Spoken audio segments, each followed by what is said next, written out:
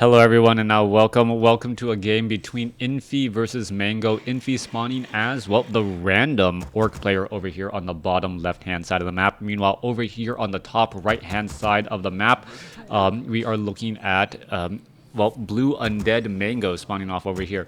If you're wondering what the chat is talking about, we are talking about all of the different versions of maps in WarCraft 3, making it difficult to watch the replays since you have to have the right version of the map.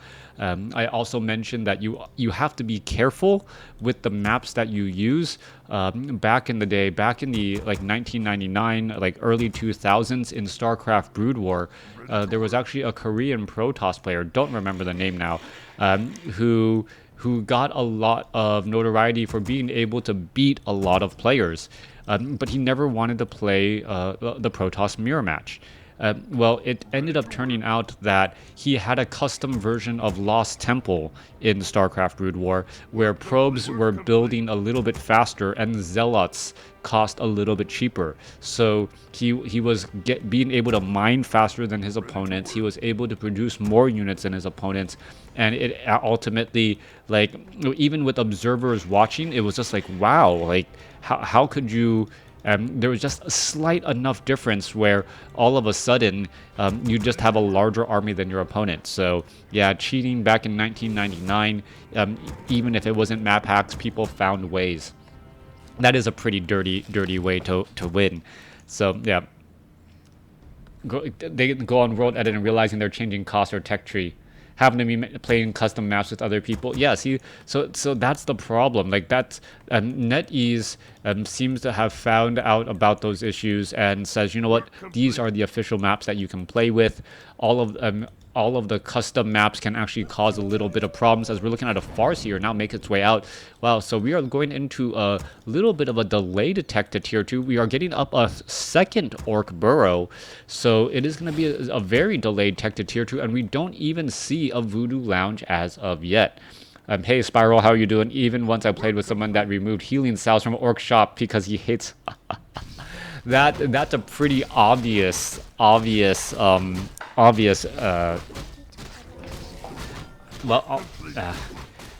yeah, that seems like a very pretty obvious attempt right there. All right, Death Knight getting in the kill. However, the Farseer getting the item, getting a little bit of damage onto that. Death Knight once again. Farseer still wandering around once more. Meanwhile, what is that Death Knight gonna do? Down to 620 hit points, trying to chase after that Farseer as the Farseer wanders back around here. All right, Skeletal Minions joining in on the fight. Farseer of Infi looking to retreat back again. All right, yeah, be careful of playing on custom maps. I guess that is the saying. All right, getting that Orc Burrow, specifically get into 21 over 21 supply for that extra peon on the lumber, and then transitioning into Headhunters. All right, Headhunters currently out onto the field as well. So Farseer Headhunter strategy, we're going to see some more ensnares being thrown down as well. Sentry wards being dropped down, plentiful for that Farseer. And another reason why the Farseer doesn't really need Farsight.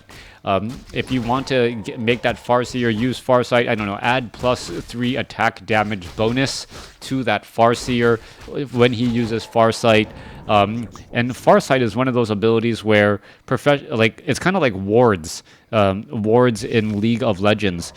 Early on, you want to ward everywhere, and then at a certain level, after you've played so many games, you just have a good understanding of what your opponent can and cannot be doing, and all of a sudden you don't need those wards other than for detection. Farseer, you're going to be able to try and get to level 2 here. Death Knight coming back across, already at level 2, clearing up the remainder of this Ogre Magi creep camp, picking up a Ring of Protection +3, and now finishing off these Forest Troll Trappers. Grubby used Farsight versus Blade in the...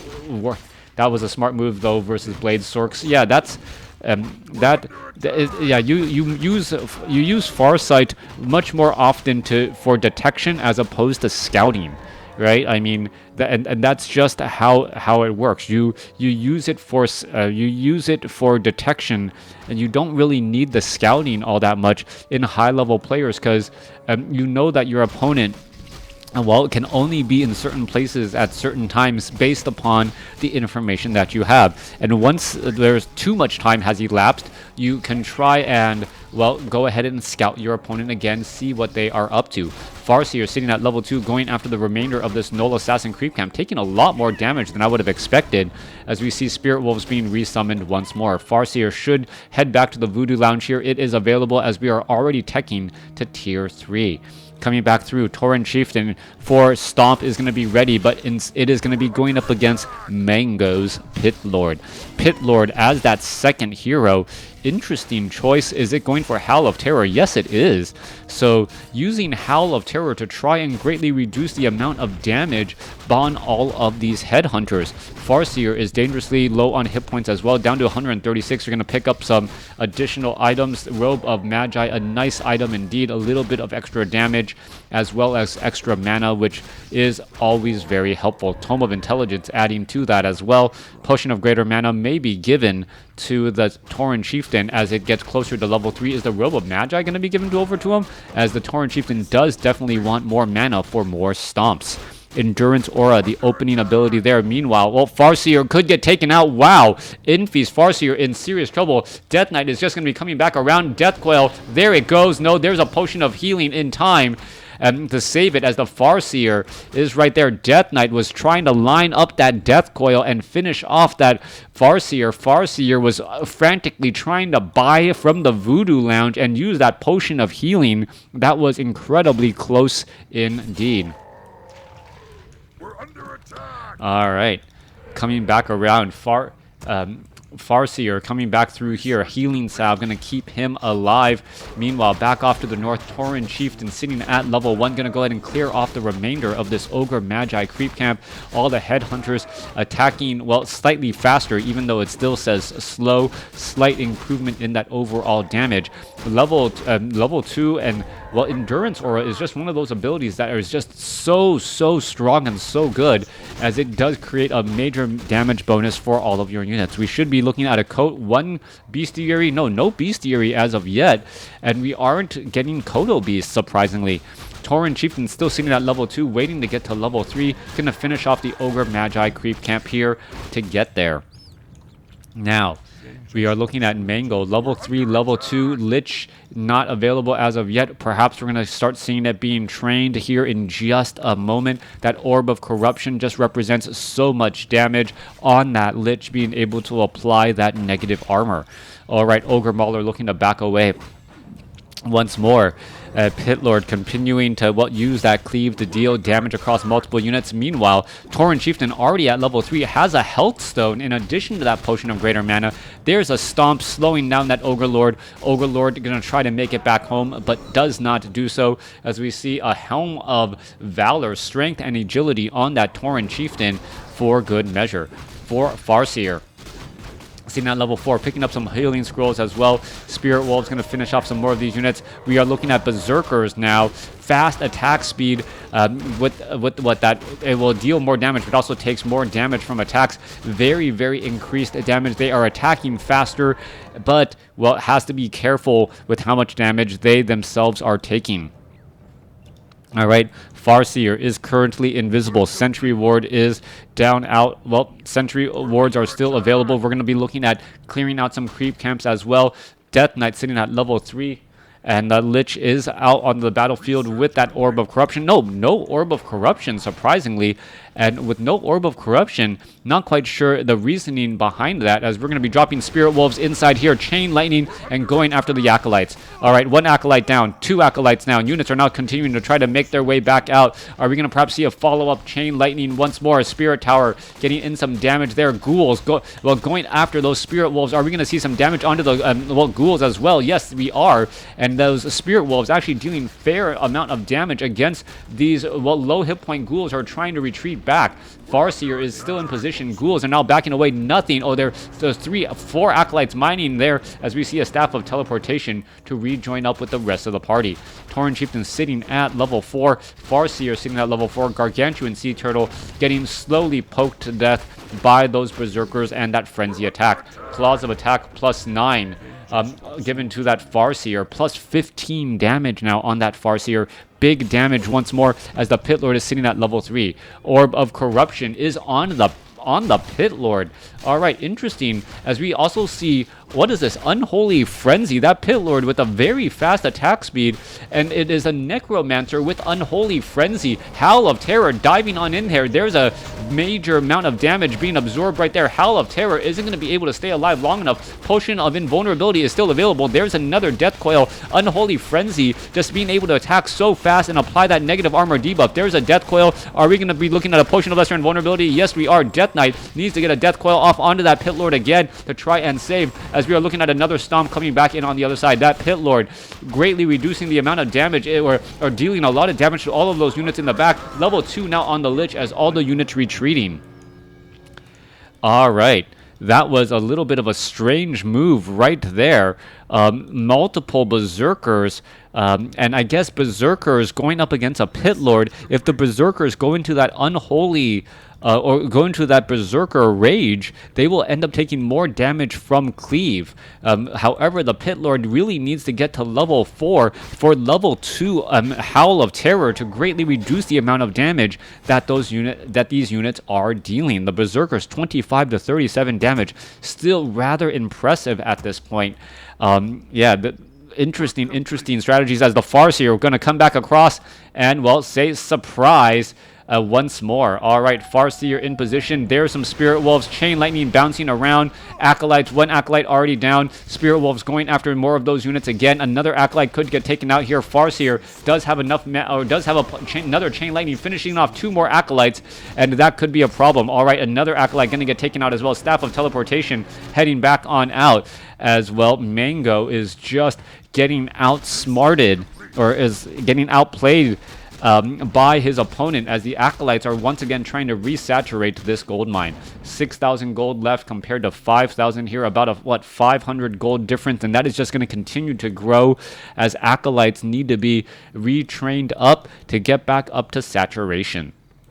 Now, do we see a pocket or a tiny great hall anywhere here? No, we do not. No expansion is in order. Shadowhunter as the third hero. Shadowhunter picking up a plethora of items, has a robe of magi. He also has gloves of haste, boost of Cult of Loss. Wow, that Shadowhunter is like a new girlfriend shopping. You just has all of the items right now, as the Tauren Chieftain and the Farseer are now making its way back across here.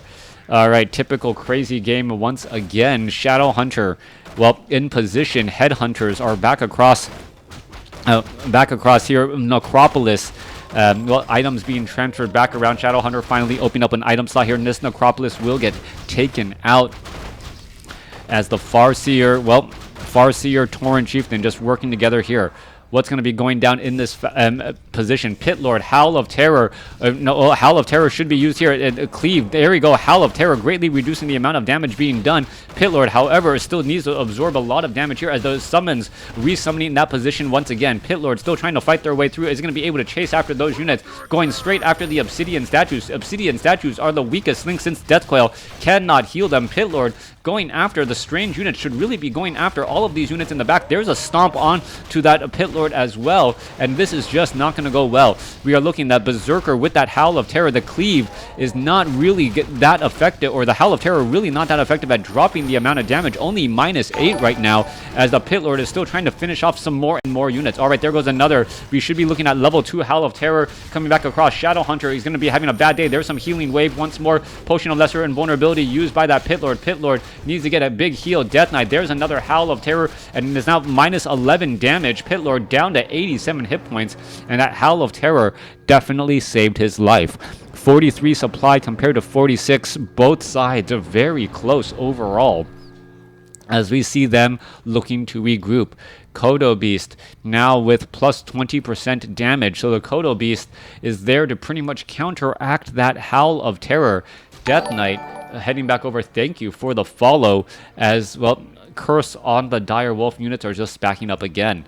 Pit Lord, interesting idea. We are looking at Major Claws of Attack +6, plus 26 damage.